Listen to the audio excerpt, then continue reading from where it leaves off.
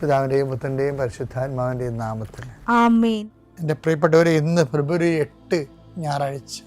അമ്മേ പരിശുദ്ധ അമ്മേ, അമ്മേ പരിശുദ്ധമേ, ദൈവമാതാവേ, കൃപാസനത്തിലൂടെ ഞങ്ങൾക്കും ഞങ്ങളുടെ ദേശത്തിനും അമ്മ മധ്യസ്ഥം തേടിത്തന്ന എല്ലാ അനുഗ്രഹങ്ങൾക്കും കൃപകൾക്കും ഞങ്ങളിപ്പോൾ ഹൃദയം നിറഞ്ഞ നന്ദി പറയുന്നു.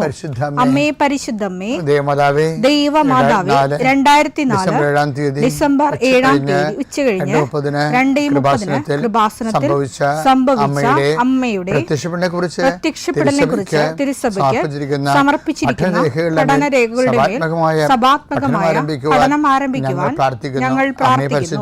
അമ്മേ പരിശുദ്ധമേ, ഭൂസ്വർലോകങ്ങളുടെ രാജ്ഞിയായ അങ്ങേയ്ക്ക് ഭൗമസംരക്ഷണത്തിനായി പ്രപഞ്ചപ്രകൃതിയെ തന്നെ തിരുസഭ പ്രതിഷ്ഠിക്കുവാൻ ഈ പ്രത്യക്ഷീകരണം വഴി ഇടയാക്കണമേ. പരിശുദ്ധമേ, ജപമാല മാതാവേ, സകല കൃപാസനം പ്രാർത്ഥനയോടും ചേർത്ത് ഞങ്ങളിപ്പോൾ പ്രാർത്ഥിക്കുന്ന ഈ കുടുംബത്തിന്റെ പ്രത്യേക നിയോഗം പറ മക്കളെ.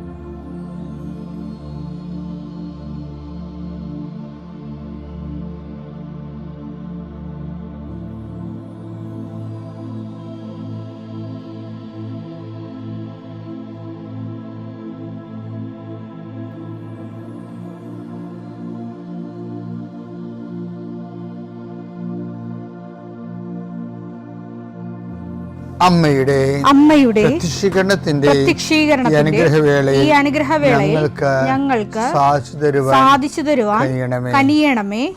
ആമേൻ. വിശ്വാസ പ്രമാണം. സർവശക്തനായ പിതാവും ആകാശത്തിന്റെയും ഭൂമിയുടെയും സൃഷ്ടാവുമായ ദൈവത്തിൽ ഞാൻ വിശ്വസിക്കുന്നു. അവിടുത്തെ ഏകപുത്രനും ഞങ്ങളുടെ കർത്താവുമായ ഈശോമിശിഹായിലും ഞാൻ വിശ്വസിക്കുന്നു. ഈ പുത്രൻ പരിശുദ്ധാത്മാവിനാൽ ഗർഭസ്ഥനായി കന്യകാമറിയത്തിൽ നിന്ന് പിറന്ന് പൊന്തിയോസ് പീലാത്തോസിന്റെ കാലത്ത് പീഡകൾ സഹിച്ച് കുരിശിൽ തറയ്ക്കപ്പെട്ട് മരിച്ച് അടക്കപ്പെട്ട് പാതാളങ്ങളിൽ ഇറങ്ങി മരിച്ചവരുടെ ഇടയിൽ നിന്ന് 3-ാം നാൾ ഉയർത്ത് സ്വർഗത്തിലേക്ക് എഴുന്നള്ളി സർവശക്തിയുള്ള പിതാവായ ദൈവത്തിന്റെ വലതുഭാഗത്തിരിക്കുന്നു. അവിടെ നിന്ന് ജീവിക്കുന്നവരെയും മരിച്ചവരെയും വിധിക്കുവാൻ വരുമെന്നും ഞാൻ വിശ്വസിക്കുന്നു. പരിശുദ്ധാത്മാവിലും ഞാൻ വിശ്വസിക്കുന്നു. വിശുദ്ധ കത്തോലിക്കാ സഭയിലും പുണ്യവാന്മാരുടെ ഐക്യത്തിലും പാപങ്ങളുടെ മോചനത്തിലും ശരീരത്തിന്റെ ഉയർപ്പിലും നിത്യമായ ജീവിതത്തിലും ഞാൻ വിശ്വസിക്കുന്നു. ആമേൻ. സ്വർഗ്ഗസ്ഥനായ ഞങ്ങളുടെ പിതാവേ, അങ്ങയുടെ നാമം പൂജിതമാകണമേ. അങ്ങയുടെ രാജ്യം വരണമേ. അങ്ങയുടെ തിരുമനസ് സ്വർഗത്തിലെ പോലെ ഭൂമിയിലും ആകണമേ. അന്നു വേണ്ടുന്ന ആഹാരം ഇന്ന് ഞങ്ങൾക്ക് തരണമേ. ഞങ്ങളോട് തെറ്റ് ചെയ്യുന്നവരോട് ഞങ്ങൾ ക്ഷമിക്കുന്നത് പോലെ ഞങ്ങളുടെ തെറ്റുകൾ ഞങ്ങളോടും ക്ഷമിക്കണമേ. ഞങ്ങളെ പ്രലോഭനത്തിൽ ഉൾപ്പെടുത്തരുതേ, തിന്മയിൽ ഞങ്ങൾ രക്ഷിക്കണമേ. ആമേൻ. നന്മ നിറഞ്ഞ മറിയമേ, സ്വസ്തി. കർത്താവ് അങ്ങയുടെ കൂടെ സ്ത്രീകളിൽ അങ്ങ് അനുഗ്രഹിക്കപ്പെട്ടവളാകുന്നു. അങ്ങയുടെ ഉദരത്തിൻ ഫലമായി ഈശോ അനുഗ്രഹിക്കപ്പെട്ടവനാകുന്നു.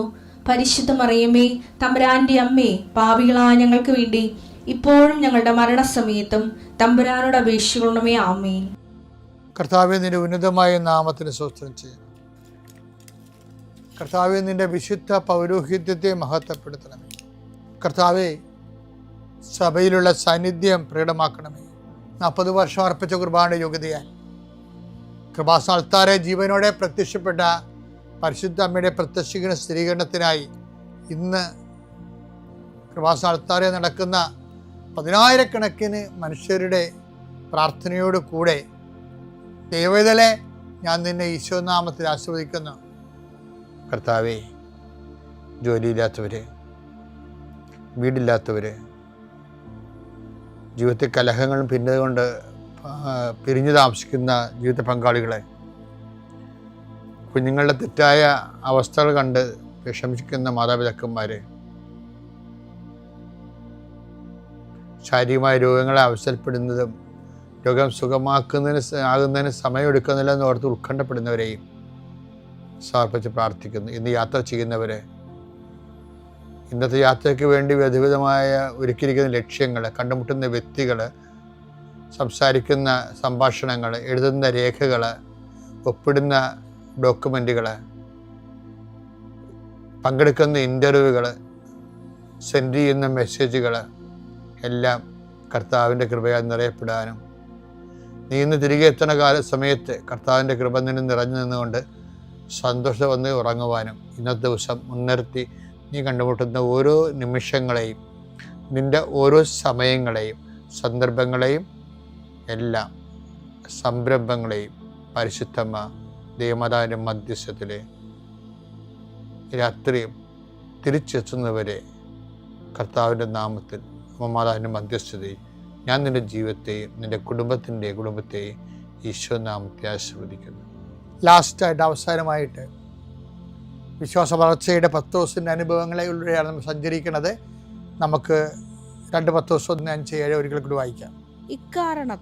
ഇക്കാരണത്താൽ നിങ്ങളുടെ വിശ്വാസത്തെ സുകൃതം കൊണ്ടും സുകൃതത്തെ ജ്ഞാനം കൊണ്ടും ജ്ഞാനത്തെ ആത്മസംയമനം കൊണ്ടും ആത്മസംയമനത്തെ ക്ഷമ കൊണ്ടും ഇതുവരെ അപ്പൊ ജ്ഞാനത്തെ ആത്മസംയമനമാണ്. കാര്യം എന്താ കാര്യം? അഹങ്കാരം ജനിപ്പിക്കുന്ന കാരണം അതിനെ അതിജീവിക്കണമെങ്കിൽ ജ്ഞാനമുള്ളവർക്ക് എന്ത് ചെയ്യണം? എടുത്തു ചാട്ടാൻ പറ്റത്തില്ല. തോക്കിൻ്റെ കത്ത് കയറി വീടി വെക്കരുത്. എനിക്കറിയാം, നിങ്ങൾ മിണ്ടണ്ട, ഞാൻ പറയാമെന്ന് പറയത്തില്ലേ, അതല്ല. ജ്ഞാനത്തെ ആത്മസംയമനം കൊണ്ടുപോകും. ആത്മസംയമനം പിന്നെന്താ? ആത്മസംയമനത്തിന്റെ പേര് ഒരാൾക്ക് ആത്മസംയമനം ഉണ്ടെങ്കിൽ അതിൻ്റെ അർത്ഥം കൂടിയ നിലവാരമുള്ള വിശ്വാസമായിക്കൊണ്ടെന്ന് എൻ്റെ അർത്ഥം. അതാണ് നിങ്ങൾ മനസ്സിലാക്കണം. എൻ്റെ ആത്മസംയമനത്തെക്കുറിച്ചല്ല ഞാൻ പറയണത്. ഞാൻ ഈ ദിവസങ്ങളെല്ലാം പറഞ്ഞുകൊടുക്കുന്ന വിശ്വാസത്തെ വളർച്ചയുടെ വിവിധ പരിഷ്കൃത രൂപങ്ങളെക്കുറിച്ചാണ്. സംസ്കൃത രൂപങ്ങൾ, വിശ്വാസത്തിന്റെ സംസ്കരിക്കപ്പെട്ട രൂപങ്ങൾ. ആത്മസംയമനത്തെ ക്ഷമ കൊണ്ടും ക്ഷമയെ ഭക്തി കൊണ്ടും ഭക്തിയെ സഹോദര സ്നേഹം കൊണ്ടും സഹോദര സ്നേഹത്തെ ഉപവി കൊണ്ടും സമ്പൂർണമാക്കാൻ. അപ്പൊ ഈ സമ്പൂർണമാക്കുക, അപ്പൊ ഇവിടെ എന്തൊക്കെ കാണുന്നത്? എന്താണ് നമ്മൾ ആദ്യം കണ്ടത്? അതായത് ആത്മസംയമനത്തെയാണ്. ഒരാൾക്ക് ആത്മസംയമനം ഉണ്ടാകണമെങ്കിലേ, ആത്മസംയമനം ഒരു അരമണിക്കൂർ ആത്മസംയമനം, 5 മിനിറ്റ് ആത്മസംയമനം അല്ല, ദീർഘാത്മസംയമനമാണ്. അതിനാണ് ക്ഷമയാണെന്ന് പറയുന്നത്. ക്ഷമ ഉണ്ടെങ്കിൽ മാത്രമേ ആത്മസംയമനം നമുക്ക് പുരോഗമിക്കാൻ പറ്റത്തുള്ളൂ. അല്ലെങ്കിൽ അരമണിക്കൂർ ആത്മസംയമനം ആയിപ്പോവും. അപ്പം ആത്മസംയമനത്തെ ക്ഷമ കൊണ്ടും, എന്നുവെച്ചാൽ ആത്മസംയമനം തന്നെ, ക്ഷമയെന്ന് പറഞ്ഞാൽ എന്താണ്? സഹിക്കുന്ന സ്നേഹം. ആ സഹിക്കുന്ന സ്നേഹം, ആത്മസംയമനം ഉള്ളിടത്തെല്ലാം അത് പ്രൊലോങ് ചെയ്ത് കിട്ടണമെന്നുണ്ടെങ്കിൽ സഹിക്കുന്ന സ്നേഹം അഭ്യസിക്കണം. ഈ സഹിക്കുന്ന സ്നേഹം എന്ന് പറയുന്ന ആത്മസംയമനം എന്ന് പറയുന്നത് വിശ്വാസം തന്നെയാണ്. വിശ്വാസത്തിൻ്റെ ഏറ്റവും റിഫൈൻഡ് രൂപമാണ്. വിശ്വാസം തന്നെയാണ് നമുക്കത് ഫീൽ ചെയ്യണത്, കിട്ടണത്. ആത്മസംയമനത്തെ ക്ഷമ കൊണ്ടും, പിന്നെന്താണ്? ക്ഷമയെ ഭക്തി കൊണ്ടും. ഇത്രയും കാര്യങ്ങൾ ഉള്ളവർക്ക് മാത്രമേ ഭക്തി ഉണ്ടായിട്ട് കാര്യമുള്ളൂ. ഭക്തി എന്ന് പറയുന്നത് ഭഗവാനുമായിട്ടുള്ള ഒട്ടലാണ്, തിക്തം. ഭഗവാനുമായിട്ട് തിക്തമായിരിക്കുന്ന സംഭവമാണ് ഭക്തി. രക്തം, രജോ ഗുണവുമായിട്ട് ഒട്ടി നിൽക്കണത്, അതാണ് രക്തം. ഭക്തി എന്ന് പറയുന്നത് ഭഗവാനുമായിട്ട് ഒട്ടി നിൽക്കണത് ഭക്തി. അപ്പം ദൈവമായിട്ട് ഒട്ടി നിൽക്കുന്ന പരിപാടിക്കാണ് ഭക്തി എന്ന് പറയണത്. ആ ദൈവമായിട്ട് ഒട്ടി നിൽക്കണമെന്നുണ്ടെങ്കിൽ കൈകൾ കൂപ്പി കമന്നടിച്ച് വീണിട്ട് കാര്യമില്ല. അതിനുള്ളിൽ എന്തൊക്കെ വേണം? ദൈവമായിട്ട് ഒട്ടി നിൽക്കണമെന്നുണ്ടെങ്കിൽ എന്ത് ചെയ്യണം? വിശ്വാസത്തെ സുഹൃതം കൊണ്ടും സുഹൃതത്തെ ജ്ഞാനം കൊണ്ടും ജ്ഞാനത്തെ ആത്മസംയമനം കൊണ്ടും ആത്മസംയമനത്തെ ക്ഷമ കൊണ്ടും ക്ഷമയെ ഭക്തി. അത്രയും ക്ഷമ വരെ വന്നാൽ മാത്രമേ ദൈവമായിട്ട് ഒട്ടാൻ പറ്റത്തുള്ളൂ. ദൈവമായിട്ട് ഒട്ടി നിൽക്കണം. ദൈവത്തെ കെട്ടിക്കഴിഞ്ഞാൽ പിന്നെ വേറെ ഒന്നും കിട്ടില്ലെങ്കിലും കുഴപ്പമൊന്നുമില്ല. ഭക്തി നമുക്ക് തരണത് എന്താണെന്ന് ചോദിച്ചു കഴിഞ്ഞാൽ ഭക്തി തരണത് സംതൃപ്തിയാണ്. ശരിക്കും ആരിലുള്ള സംതൃപ്തി? ദൈവത്തിലുള്ള സംതൃപ്തി. അപ്പോൾ അതുകൊണ്ട് എപ്പോഴും ശ്രദ്ധ, ഭക്തിയെ എന്താണ് ചെയ്യേണ്ടത്? ഭക്തി ഉണ്ടെങ്കിൽ ഈ ഭക്തി പ്രസരിപ്പിക്കുന്നത്, കൈമാറേണ്ടതും, ഭക്തിയിലൂടെ നേടിയെടുത്ത കൃപ എല്ലാം കൈമാറുന്നത് എല്ലാം സഹോദര സ്നേഹത്തിലൂടെയാണ്. സഹോദര സ്നേഹത്തെ ഉപവികൊണ്ടും ഉപവിപ്രവർത്തനങ്ങളെ ഉപവികൊണ്ടും സമ്പൂർണ്ണമാക്കുവിൻ. അപ്പോൾ ഉപവി എന്ന് പറയുന്നത് വിശ്വാസത്തിൻ്റെ തന്നെ മുന്തിയ രൂപമാണ്. അപ്പോൾ വിശ്വാസ വളർച്ചയാണ് ഈ ആഴ്ച മുഴുവൻ നമ്മൾ കണ്ടത്. അതിൻ്റെ മുന്തിയ രൂപങ്ങളുടെ ഓരോ രൂപങ്ങളെയും നമ്മൾ കണ്ടു. വിശ്വാസ വളർച്ച ഇതെല്ലാം നിനക്കുണ്ടെങ്കിൽ നീ കടുത്ത ദൈവവിശ്വാസിയായിട്ട് ദൈവം നിന്നെ കാണുന്നുവെന്നതിൻ്റെ അർത്ഥം. ഇല്ലെങ്കിൽ നീ അവിശ്വാസിയായി തുടരുന്നുവെന്നാണ്. അങ്ങനെ സംഭവിക്കാതിരിക്കട്ടെ.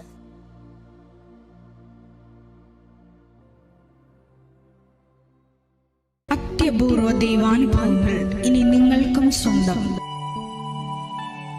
ഈ യൂട്യൂബ് ചാനൽ ഇതുവരെ സബ്സ്ക്രൈബ് ചെയ്തിട്ടില്ലെങ്കിൽ ഇപ്പോൾ തന്നെ സബ്സ്ക്രൈബ് ചെയ്യുക. ഈ വീഡിയോ ഇപ്പോൾ തന്നെ നിങ്ങളുടെ സുഹൃത്തുക്കൾക്ക് ഷെയർ ചെയ്തുകൊണ്ട് കർത്താവിൻ്റെ പ്രേക്ഷിതരാകുക.